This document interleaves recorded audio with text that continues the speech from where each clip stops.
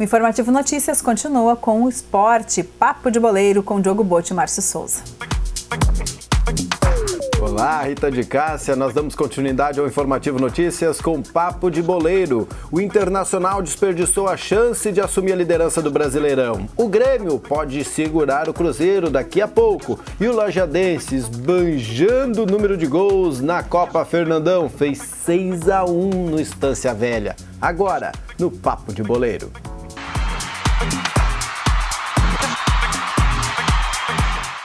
E o Lajadense brincou de fazer gol na noite passada no estádio Alviazul. Fez 6-1 no Estância Velha, confirmando a boa fase na Copa Fernandão, Diogo Botti. Se na Copa Sul Fronteira, né, Márcio, a Lajadense ainda se arrasta atrás da primeira vitória, na Copa Fernandão são 14 gols em 3 jogos, né? Tipo uma máquina de fazer gol, né? Ontem 6-1 por cima do Estância Velha, saiu perdendo o jogo, daí precisou virar, virou ainda no primeiro tempo, e na segunda etapa daí valeu todos para o físico, contra uma equipe quase amadora do Estância Velha de Canoas lá, e atropelou, e caminha com grande vantagem aí para o jogo da volta, marcado, a gente não sabe se é Campo Bom ou se vai ser em Canoas o jogo, né, então grande vantagem, o Lajadense pode até perder por 4 gols de diferença, que mesmo assim garante a vaga para a próxima fase da Copa Fernandão. A gente que teve a manutenção da sua equipe e tal, e está mostrando alguns valores, talvez é que faltava o ritmo de jogo, né? Tomara que esses resultados agora consigam se valer na Copa Sul Fronteira também ainda, que a gente vive uma situação bem delicada já, né? Ainda não ter vencido, até para buscar uma possível classificação. Tomara que no final de semana dê isso e a gente consiga, quem sabe, comemorar mais uma vitória, quem sabe engatar uma sequência de 2, 3 vitórias, para o Lajadense se reabilitar tanto numa quanto na outra competição. É isso aí. A sua participação dentro do estádio, na arquibancada, lógico, é muito importante. Sempre a gente faz essa convocação para que você sempre esteja acompanhando o Alviazul. Momento de história agora, Diogo Botti. 1970, o senhor não existia, muito menos eu. Ah, Marcelo, não engana. Na finaleira já estava chegando, mas não é assim. E o Gerson, um grande campeão do Brasil, né, da seleção brasileira. Tricampeão na Copa do Mundo. É isso aí. Isso aí. E ele conta um pouco como foi aquele campeonato, aquela Copa do Mundo 1970. Acompanha aí.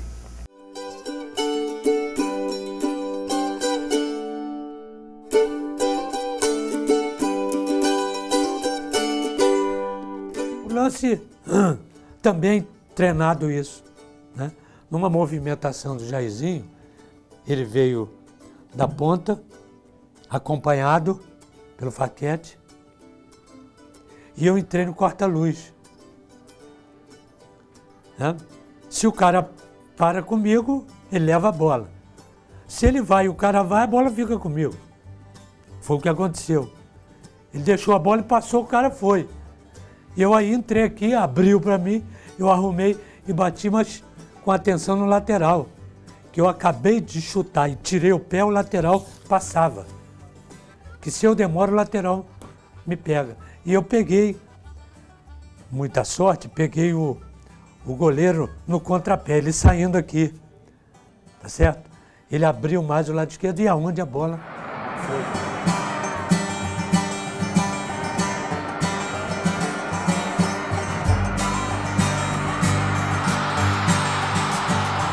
Entre fazer o gol e dar o passe, eu preferia dar o passe. Porque eu fui treinado, né, praticamente para isso. E eu treinava para isso, para fazer o que eu fazia, de lançamento e tal. Se você for o maior lançador de futebol brasileiro, lançamento era a tua especialidade. É a minha especialidade, eu não me considero o melhor. Eu tive um mestre que é o Didi, né? São os meus mestres. Eu acho que ninguém teve igual. Didi, Zizinho e Jair da Rosa Pinto. E quando eu falo, eu levanto. É isso aí.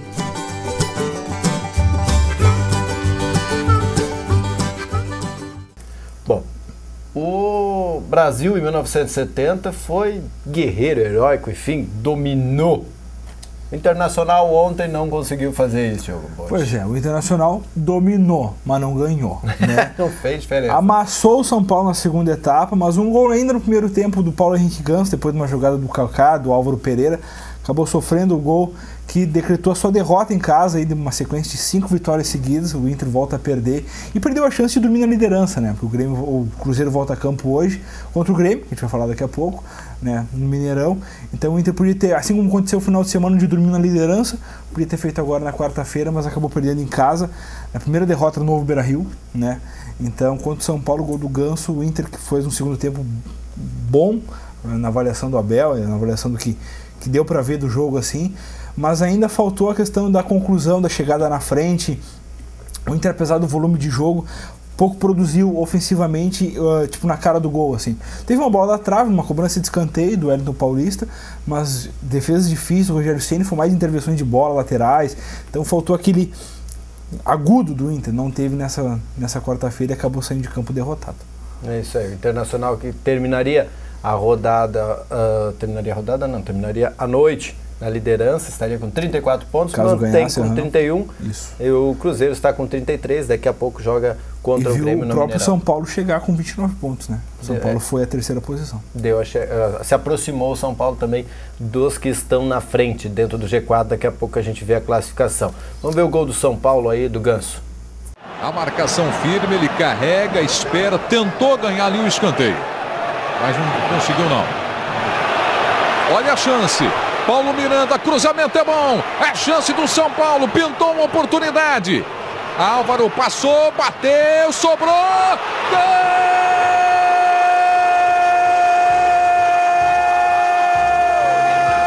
gol do São Paulo!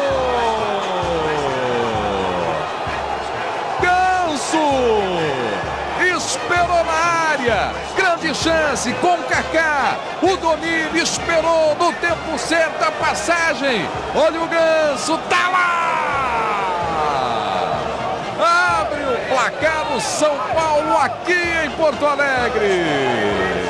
Paulo Henrique Ganso, 35 minutos do primeiro tempo, 1 para o São Paulo, 0 para o Inter. Bom, e se o Ganso fez o gol e parou o Internacional passa a torcer pelo Grêmio para segurar o Cruzeiro hoje à noite, daqui a pouco. Não deixar o Cruzeiro, quem sabe, disparar, e hoje a diferença de 2 pontos pode ir a 5, em caso de vitória do Cruzeiro sobre o Grêmio. O Filipão que reencontra o Mineirão, né, depois daquele vexame, né, Marçosa? Vexame da Copa do Mundo, 7-1 para a Alemanha.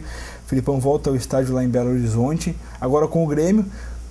Tem 2 desfalques confirmados. Ficaram em Porto Alegre, se querem viajar, o Barcos e o Juliano, problemas de lesão. Né? O Juliano, um problema um pouco mais sério de pubis. Já o Barcos deve voltar a estar à disposição, quem sabe, se não ficar nesse final de semana, na quarta-feira que vem, deve estar pronto. E o Juliano tem um problema um pouquinho mais crônico e tal, precisará um pouco mais de recuperação.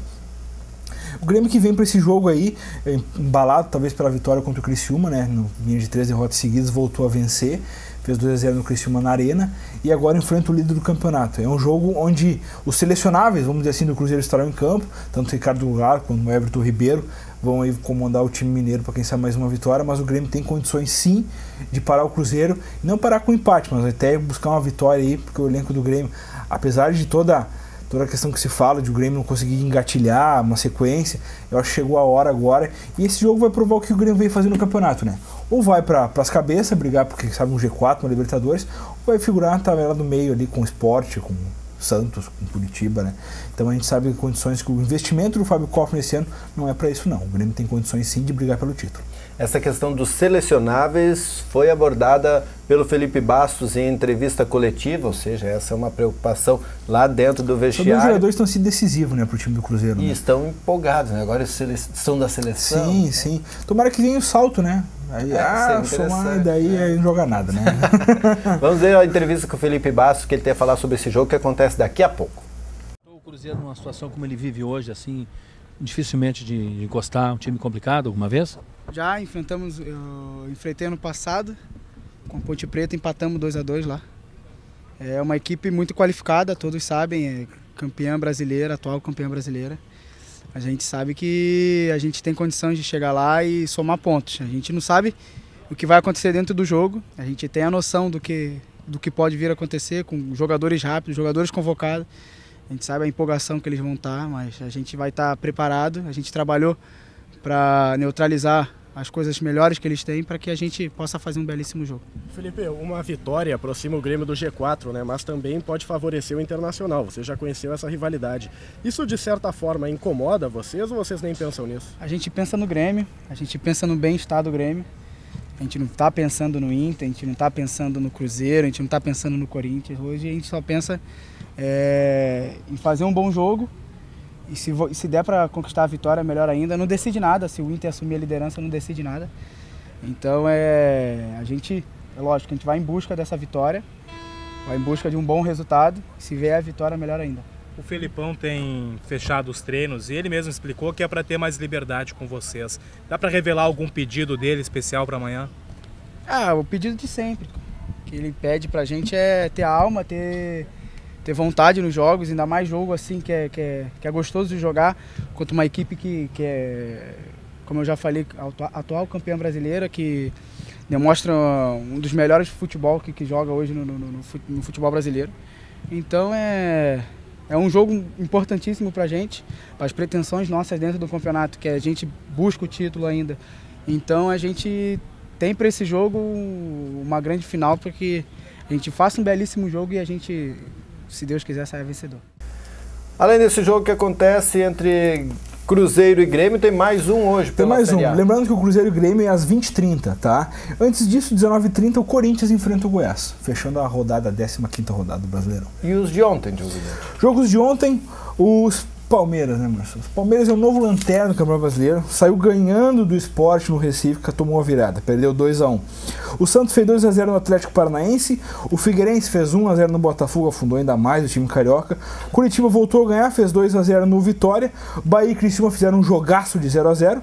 Flamengo 2-1 no Atlético Mineiro, Flamengo de virada para cima do Galo. O Inter perdeu em casa para o São Paulo por 1-0 e a Chapecoense aprontou para cima do Fluminense, fez 1-0 no time carioca. Beleza. Com esses resultados, a classificação da Série A, faltando esses dois jogos de hoje, ficou assim, coloca na tela para nós. O Cruzeiro, que ainda joga nessa noite, tem 33 pontos. O Inter aparece em segundo com 31. O São Paulo, que venceu, aparece na terceira posição com 29. Seguido do Corinthians com 28. O Fluminense, que perdeu na rodada, aparece em quinto com 26. Seguido do Sport, na sexta posição com 25. Do Santos com 23. Do Atlético Mineiro com 23. Do Atlético Paranaense com 23. O Grêmio caiu 2 posições, aparece na 10ª posição com 22.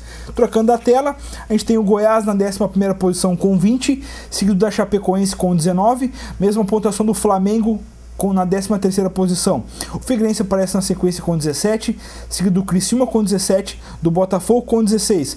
A zona de rebaixamento abre com o Curitiba com 15, o Bahia com 15, o Vitória com 15 e o Palmeiras, que perdeu mais uma, aparece na lanterna com 14. Pois bem, essa noite vai ser para gremistas e colorados torcerem pelo Grêmio. É isso aí, né? Unidos. Unidos, abraçados. E amanhã a gente vem, a partir das 6 da tarde, tem o Informativo Notícias, depois do Papo de Boleiro, a gente vem para comentar sobre esse resultado e também sobre o que tem pelo fim de semana em futebol. Até mais. Abraço.